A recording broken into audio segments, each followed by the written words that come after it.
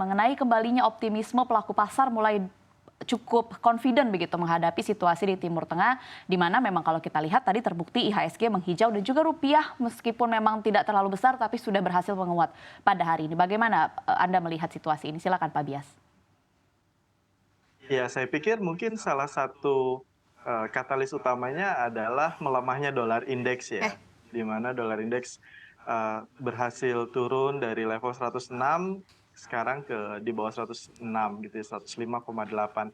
Ini memberikan sentimen positif terutama ke emerging markets, baik itu currency-nya maupun equity market-nya, pasar sahamnya. Sehingga hari ini kita lihat IHSG memang rebound dan rupiah juga menguat, minimal tidak melanjutkan volatilitas pelemahannya ya pada hari ini.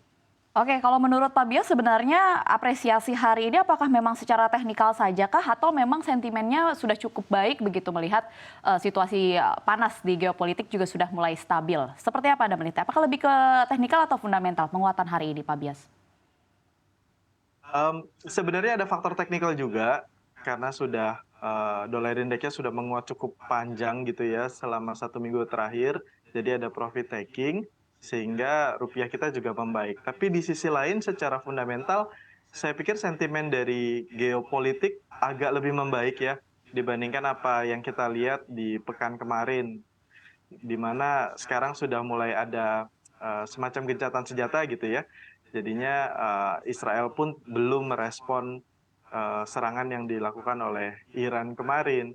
Jadi saya pikir mungkin memang secara katalis geopolitik agak lebih mereda sepanjang minggu ini. Iya, dan kita harapkan tentu saja situasi geopolitik semakin mereda begitu ya beberapa hari ke depan. Terima kasih Pak Bias atas perspektifnya secara mendasar. Pertanyaan yang sama mungkin untuk Ibu Susi begitu. Bagaimana Anda melihat kalau IHSG hari ini berhasil menghijau, tapi kan kalau kita lihat juga 2 hari kemarin memerah, apakah memang ini sebenarnya hanya koreksi atau rebound teknikal saja begitu, hanya pemanis dan mungkin ke depannya masih ada potensi untuk IHSG volatil. Seperti apa Anda melihatnya? Ya sebenarnya kalau kita lihat memang untuk 2 hari kemarin kan didorong dari sektor perbankan ya terutama ya Dina ya, yang dimana memang kemarin cukup tajam ya turunnya, dan sekarang finance atau IHSG hari ini memang rebound, salah satunya justru didorong dari sektor keuangan sendiri atau perbankan yang naik 0,82% nih finance sendiri. Kalau kita lihat memang terjadi ada beberapa aksi korporasi juga ya di beberapa perbankan dengan market cap yang cukup besar, salah satunya kan ada BRIS ya, hari ini memang ditopang salah satunya oleh BRIS sendiri atau Bank Syariah Indonesia Tbk yang naik 4,84%, di mana kan memang ada rencana akuisisi nih ya Dina. Nah hal ini memang mendorong salah satu di sektor banking sendiri meningkat. Kemudian kan kemarin Bank BCA, BRI, Bank Mandiri itu kan anjloknya sudah cukup dalam. Sedangkan kan secara kinerja secara tahunan itu masih cukup baik, sehingga memang itu justru dimanfaatkan oleh momentum para investor ketika turun itu mulai melakukan aksi koleksi kembali, sehingga sekarang sudah mulai rebound lagi nih. Apalagi minggu depan juga ada neraca dagang ya. Jadi memang pasar optimis juga bahwa sentimen pekan depan itu bisa mendorong pergerakan IHSG. Berarti memang diselimuti optimisme begitu ya untuk pekan ke depan di IHSG ini. Tapi kalau Anda melihat prospek laju IHSG dan sebenarnya lebih fokusnya ke rupiah begitu. Kita tahu rupiah memang pada hari ini kembali terapresiasi dan kembali lagi ke level 16.100-an. Tapi ada yang menyebutkan bahwa pada saat kemarin rupiah ini sudah menyentuh 16.200, ada chance atau possibility di mana rupiah juga akan diperparah dengan situasi sentimen dari global dan akan bahkan menyentuh 16.500. Banyak pendapat yang mengatakan demikian. Apakah menurut Anda ini adalah situasi yang perlu diwaspadai oleh pelaku pasar? Ya sebenarnya memang salah satu dari sentimen rupiah itu kan adalah ekonomi US ya. Kalau kita lihat kan secara data per Maret itu inflasi US itu naik, kemudian PPI-nya naik.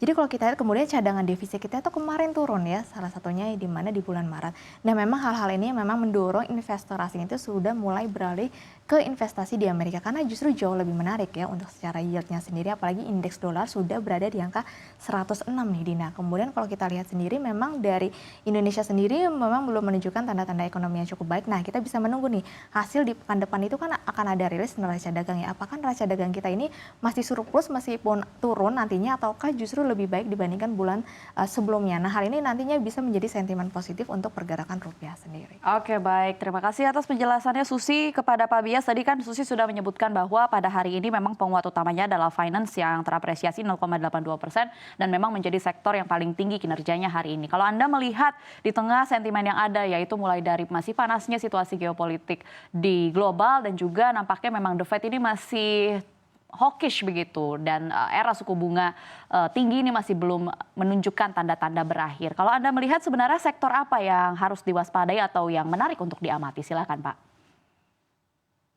Oke, dalam kondisi seperti sekarang, saya pikir mungkin kita bisa lebih orientasinya ke yang ekspor ya. Jadi yang diuntungkan dengan harga komoditas, kemudian yang memang bisnisnya US dollar earner gitu ya. Sementara beberapa sektor yang cost-nya cukup banyak dipengaruhi oleh US dollar, saya pikir mungkin harus dihindari dulu. Misalnya seperti sektor semen, kemudian ada sektor consumer, ada sektor poultry juga gitu ya.